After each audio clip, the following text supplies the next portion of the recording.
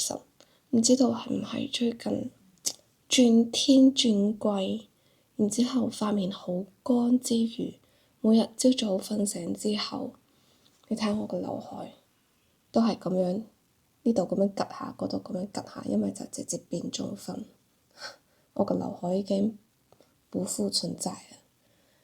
因為太乾，我仲要晚上瞓覺嗰時狂搽補水嘅精華，然之後同埋面霜，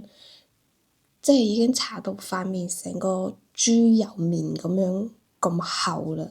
然之後第二日起床之後，塊面都係乾震震嘅，所以我諗住依家係敷片面膜補下水先。咁其實今個禮拜已經係我無所事事嘅最後一個禮拜啦。咁我下個禮拜一就要返工啦。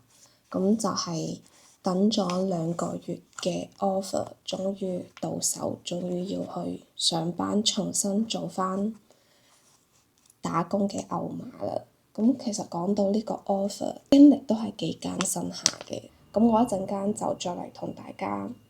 分享下呢個由面試到 HR 幫我合人工，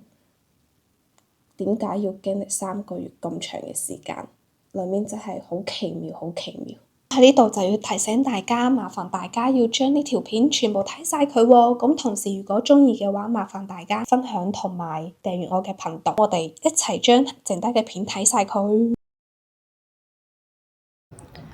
今日早餐食麵包，裡面有蔓越莓啦、黑芝麻啦，仲有合桃，仲係堅果，好食堅果，超多料，正啊！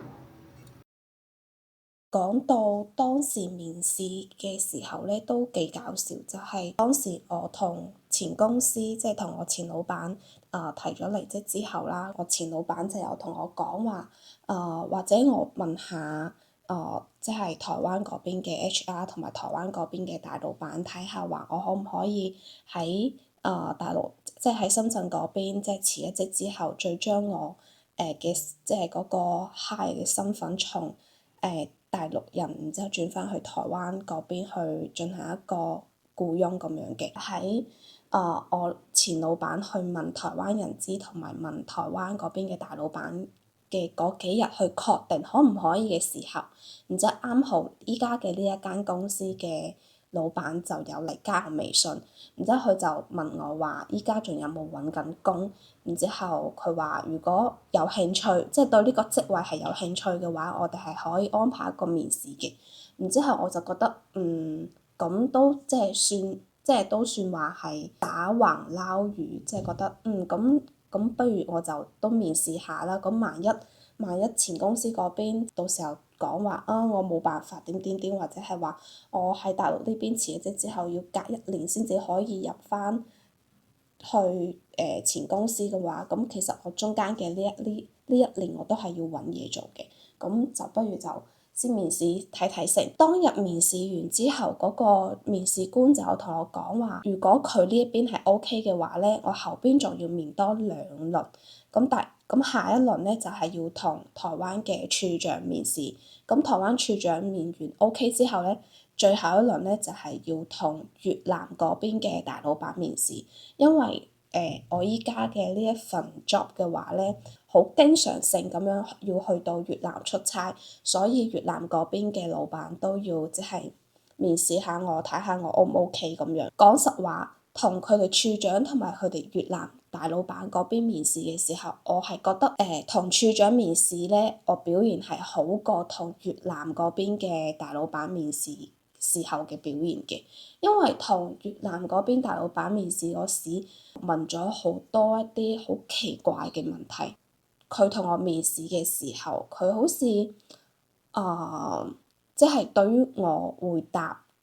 嘅問題同埋我嘅表現好似唔係太 OK。我面試完之後嗰個禮拜嘅禮拜五，我就有問當初即係同我面試嘅嗰個面試官，我就話即係同越南大老闆面試嘅結果如何？有冇下文咁樣？好似係過咗1-2日之後吧，然之後就同我講話，越南嗰嗰關都過咗啦，都 OK 啦。咁下邊就係 HR 會同你，即係會打電話揾你，然之後同你合嗰個人工嘅。啱好就係喺我等呢個 HR 幫我合人工嘅時候，前公司嗰邊嘅 HR 都確定咗，我係可以直接即係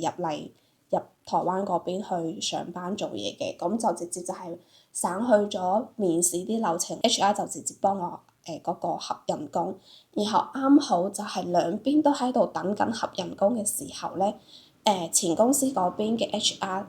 快過依家嘅呢一間公司，因為依家嘅呢一間公司佢需要 send 一份條款條約。然之後俾前公司嘅 HR 去簽，然之後等個 HR 簽 OK 咗之後咧，依家呢邊嘅嗰間公司嘅 HR 就可以幫我即係合嗰個人工。後尾過咗好耐我都冇收到HR 打電話俾我同我講話合人工嘅事，然之後我就去問嗰個面試官，然之後面試官去了解咗情況之後先知道話，原來係因為前公司 HR 就直接着咗，所以依家呢邊嘅公司就冇辦法幫我去合嗰個人工。咁當然啦，當時我去面試依家呢一間公司嘅時候，我當時都有同我前老闆講話，我都有面試呢一間，因為其實兩間公司都係屬於鴻海嘅子公司嚟嘅，咁所以我就覺得有必要需要俾我前老闆知道，可能到時候就係綜合考慮、綜合評定。然之後再睇下，我係要翻去前公司咧，仲係話選擇新嘅公司。咁當時我聽到出咗嘅之後，我就即刻同我前老闆講，就話可能需要佢去揾HR 講一講，然之後叫個 HR 即係同意翻嗰份條款條約，然之後等呢邊嘅公司去幫我合人工，然之後最後我再去綜合咁樣去睇，我係要選擇邊一邊嘅。然後反正就係中間，因為簽呢個條款整呢件事，我就係從十月初，然之後一直等，拖到去差唔多係拖到去11月初咁樣。然後嗰時呢段時間將近1個月嘅時間就係喺度搞呢啲咁嘅條款條約，然之後幫我合人工。然之後11月初同我合完人工之後，咁我最終就係揀咗即係去依家嘅呢間公司嘅。咁都希望我可以喺新嘅公司、新嘅環境同埋一個新嘅工作內容、新嘅一個工作 role 裡面，可以慢慢去適應，然之後慢慢去做得比較好啦。如果鍾意呢條片嘅話，咁麻煩大家分享同埋訂閱我嘅頻道。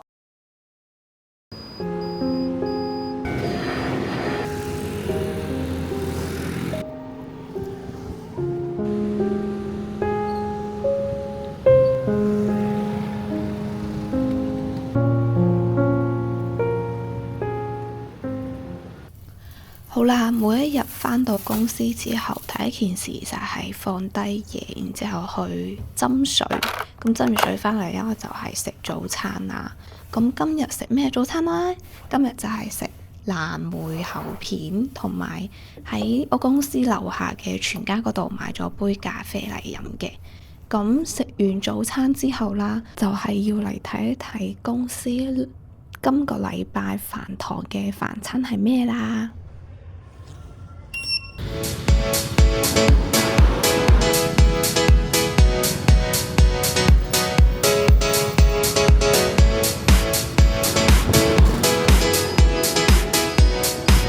其實返咗工呢半個月裡面啦，我真係每一日返工就係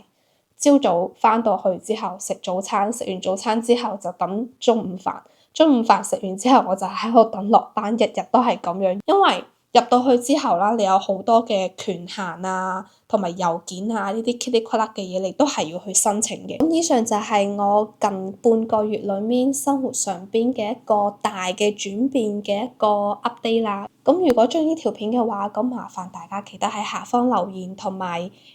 分享同埋訂閱我嘅頻道啦。咁我哋下條片再見，拜拜。